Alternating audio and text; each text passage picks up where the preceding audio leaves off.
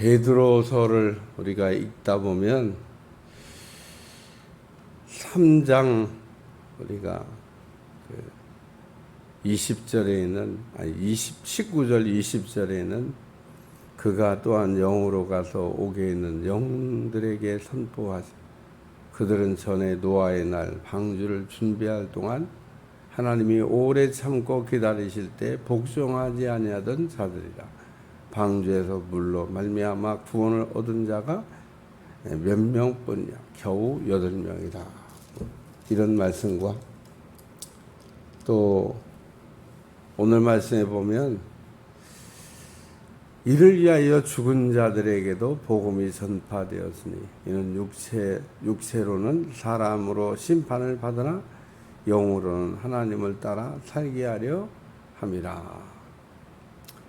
육과 영이 이렇게 구별되어 있는 것처럼 이야기하고 있는 말씀 가운데 우리를 이렇게 좀 혼란스럽게 합니다만 성경이 더 이상 명확하게 설명하지 않는 것을 막 억지로 막 이렇게 하다 보면 다 곁길로 가는 겁니다. 성경이 우리에게 분명하게 말하고 있는 것만 우리가 잘 기억하고 있으면 그 다음에는 뭐 어려울 게 없는데 우리가 정리하고 있어야 될 거는 정리를 잘 안 하고 그러다 보니까 이제 허튼 소리 하는 이야기를 성경이 조금 이렇게 뭔가 그런 게 아닌가 그런 생각하면 다르게 보이는 겁니다. 오늘 예수님께서 왜 고난을 받으셨나? 예수님도 우리처럼 무슨 죄를 졌기 때문에 고난 받으셨나? 사람들이 고난을 받을 때 늘 물어보는 질문이 무슨 죄를 졌나? 저는 자꾸 죄를 찾아요.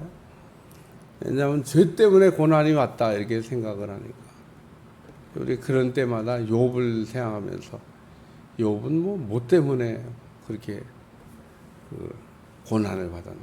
죄 때문에 고난 받았나? 죄 때문에 고난 받은 거 아니에요. 마귀 때문인가? 마귀 때문도 아니에요, 사실. 그러니까 오늘 우리에게 오는 이런 고난을 생각할 때 예수님께서 고난을 받으신 거는 뭐 죄가 있어서 죄 때문에 받은 고난이 아니다라고 하는 거 우리가 잊지 않으면 됩니다. 그러니까 예수님은 이 땅에 죄가 없이 오셔서 죄가 없이 사시다가 죄가 없이 죽으신 분입니다. 예수님은 죽을 때도 죄 때문에 죽은 게 아니에요. 왜 그러면 예수님이 그렇게 십자가를 지고 고난 받으시고 죽으셨냐? 우리 죄를 대속하시려고 우리가 하나님 앞에 죄인인데 우리 죄를 이렇게 대속하려고 예수님께서 십자가를 지시고 죽으신 거다 그런 얘기입니다. 오늘은 육체의 고난에 관한 이야기를 4장 1절에 다루고 있습니다. 4장 1절을 여러분이 잘 읽어보시면 그리스도께서 이미 육체의 고난을 받으셨으니 그렇죠. 예수님이 가연설주의라고 하는 이단들처럼 예수님은 육체가 계시지 않아. 예수님은 영만 계셔. 예수님은 육체의 고난을 받을 수가 없어. 그렇게 또 얘기하면 또 그런 것 같아요. 그렇지. 예수님이 하나님이신데 무슨 우리처럼 무슨 죄가 있는 것도 아니고 무슨 육체를 가지고 고난을 받으셔. 그래서 그런 것처럼 보인 것뿐이지 실제로 예수님이 고난받은 것은 없다. 초대교회에 있었던 영지주의, 가연설주의 다 이단들 중에 하나였는데 저는 가연설주의라고 하는 것은 예수님의 육체의 고난을 부정하는 사람들이 만들어낸 소설입니다. 소설. 근데 참 신기한 건요. 그 옛날에 만든 소설이 지금까지도 흥행이 된다는 거예요. 참 난 그래서 그러니까 지금도 그게 흥행이 되는 이유는 뭐냐면 사기치는 사람들에게 좋은 재료가 되고 또 그 얘기가 들으면 그 그것보다 더 잘 만들어진 소설이 없어요. 그러니까 여전히 그거를 이렇게 재료로 삼아가지고 사람들을 이렇게 유혹하는 거죠. 그래서 오늘 예수님은 그 죄가 없는 분이고 또 뭐 고난을 받아야 될 이유는 없는 분인데 예수님께서 그러나 고난 받은 건 사실입니다. 왜 그러면 고난을 받았냐? 죄값 때문에 고난 받으신 거죠. 자기 죄값이 아니고 우리 죄값을 위해서 우리 죄 때문에 예수님이 십자가에서 죽으셨다. 그래서 베드로가 예수님의 육체의 고난을 지금 얘기하면서 너희도 같은 마음으로 갑옷을 삼으라.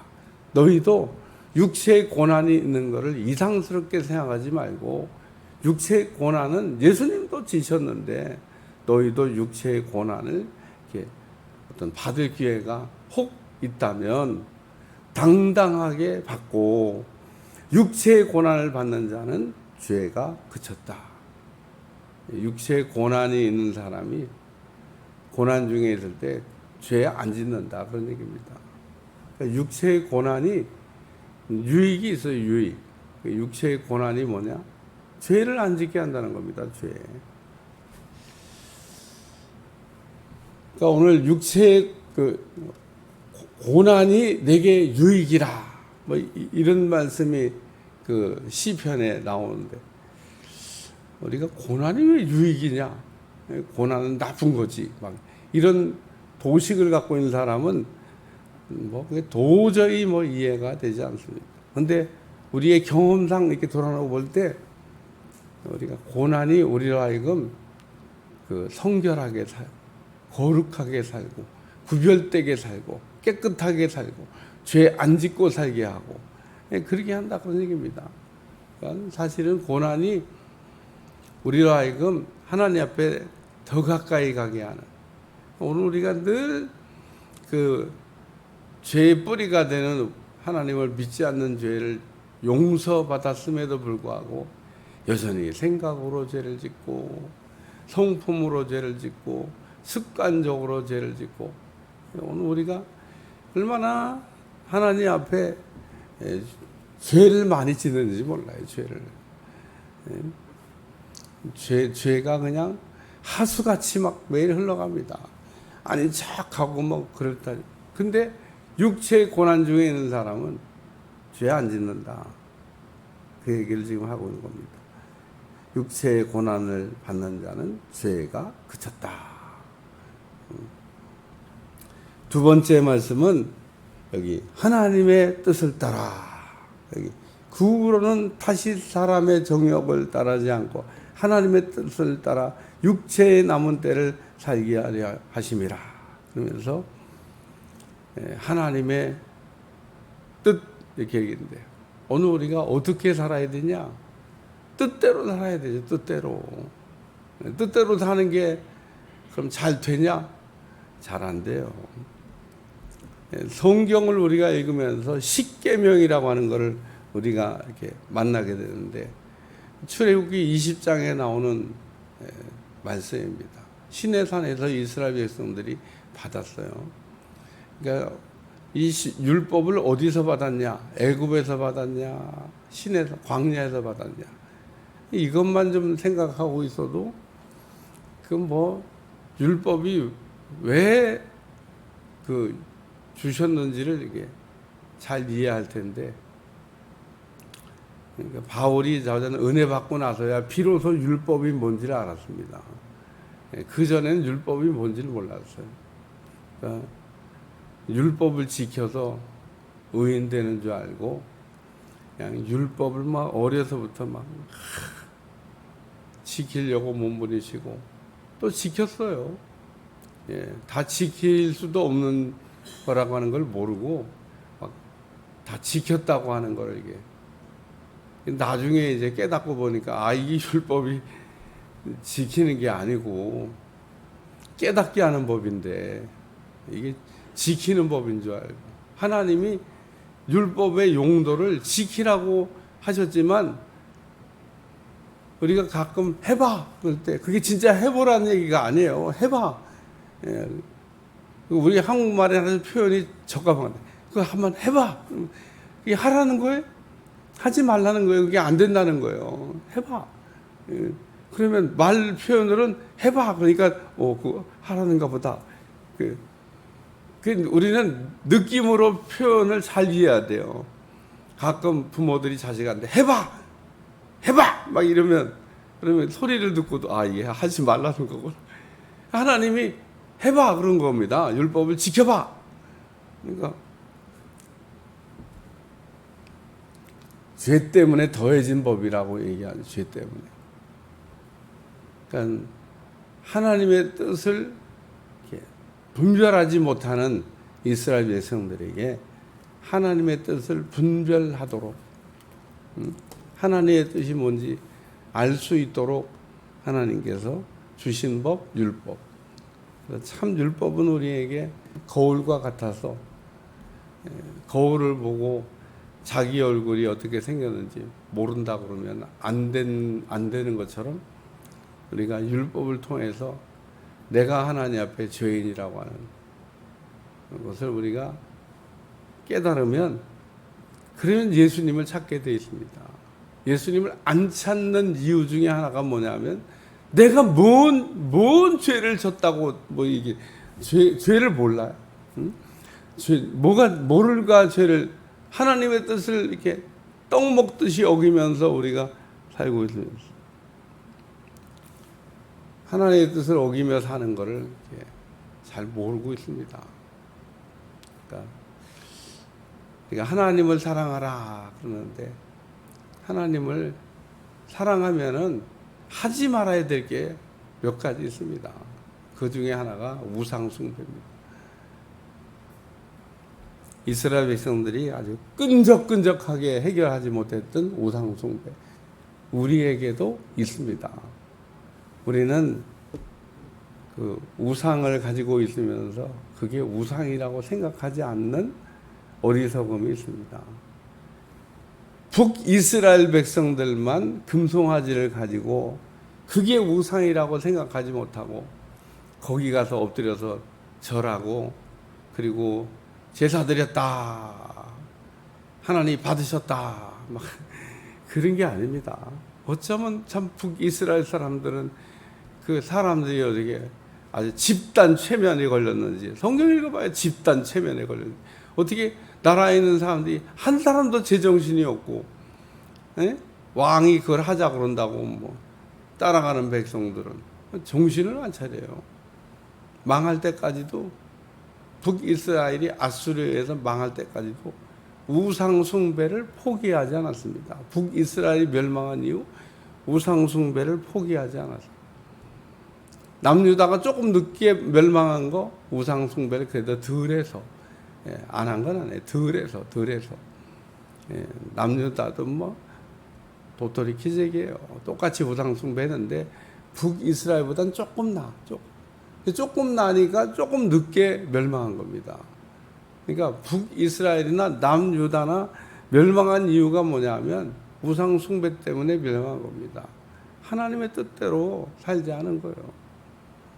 오늘 우리도 망할 때까지도 우리가 못 깨달으면 여기 보니까 그 후로는 다시 사람의 정욕을 따르지 않고 하나님의 뜻을 따라 육체의 남은 때를 살게 하려 함이라. 그래서 사람에겐 다 정한 어떤 기간이 있는데 그 정한 그 기간 동안 하나님의 뜻을 우리가 행하며 사는 거 하나님이 우리에게 기뻐 받으시는 것. 세 번째 있는 말씀은 그 3절을 우리가 읽다가 지나간 때로 족하도다 라는 말씀이에요. 너희가 음란과 정욕과 술 취함과 방탕과 향락과 우상 숭배를 하여 이방인의 뜻을 따라 행하는 것은 지나간 때로 족하다. 잘못한 거는 지난 날에 한 거로 족하다는 겁니다. 그러면 또 해. 또 할 게 뭐 있냐는 겁니다. 오늘 우리가 실수를 한 번 한 거로 족하지 두 번 실수할 게 뭐 있냐, 그런 이야기를 우리에게 말씀하고 있습니다. 나머지 내용은 이하 동문이에요. 그러니까 오늘 설교 제목이 어제에 이어서, 어제는 예수님도 고난을 그러고 완 그랬는데, 오늘은 예수님도 고난을 투, 예수님도 육체의 고난을 받으셨다는 겁니다. 따라서 오늘 우리도 육체의 고난 받는 것을 이상하게 생각하지 말고, 육체의 고난 중에 있을 때는 죄가 멈춰진다는 거예요. 오늘 우리가 끝없이 죄를 짓는데, 육체의 고난이 우리에게 주는 유익은 죄를 짓지 않게 한다는 겁니다. 우리는 막 끝없이 죄를 짓는데 육체의 고난이 주는 유익, 예수님은 육체의 고난을 통해서 우리의 죄를 대속하셨지만 오늘 우리에게 오는 육체의 고난은 우리가 더 이상 죄 짓는 일을 멈추게 된다 그 겁니다. 우리는 그래서 오늘 여기 그 후로는 다시 사람의 정욕을 따르지 않고 하나님의 뜻을 따라 남은 기간을 살게 한다. 오늘 우리가 이 땅에 나그네 삶이라고 하잖아요. 잠깐 지나가는 삶을 뜻대로 살아야죠. 그리고 죄 지은 거는 지나간 거로 족하다. 뭐가 다시 재탕 삼탕 할 게 뭐 있어요. 오늘 우리가 자꾸 과거를 동경하면 안 된다는 메시지도 들어있습니다. 우리 자꾸 죄 지은 때를 좋아해요. 옛날에 그때가 좋았지. 그러니 그때가 뭐가 좋았어요? 지금이 좋은 거지. 신앙생활을 안 하고 막 그 엉터리 살던 때가 좋았다고 얘기하는 사람이 있어요. 반드시 그런 사람은 개가 토하는 걸 먹은 것처럼 죄 짓는 일로 돌아가게 됩니다. 오늘 우리는 버리고 온 거를 뒤돌아보시면 안 됩니다. 우리는 어제보다 오늘이 더 잘 살고 있는데, 오늘 이게 주님을 향하여 가고 있는 우리의 표대를 향하여 달리고 있는 이 발걸음이 주님을 향하여 흔들리지 아니하고 좌로도 우로도 치우치지 아니하고 걸어가는 여러분들이 되시기를 축원합니다. 기도하겠습니다. 하나님, 오늘도 좌우로 치우치지 아니하고 표대를 향하여 달려가는 종들이 다 되게 도와주시고 은혜로 승리하게 도와주시고, 때때로 우리에게 있는 고난이 유익이라고 하는 것을 깨닫게 도와주시고, 고난 중에는 더 이상 죄를 짓지 않는다는 것 깨닫게 하여 주옵소서. 감사드리며 예수님의 이름으로 간절히 기도하옵나이다. 아멘.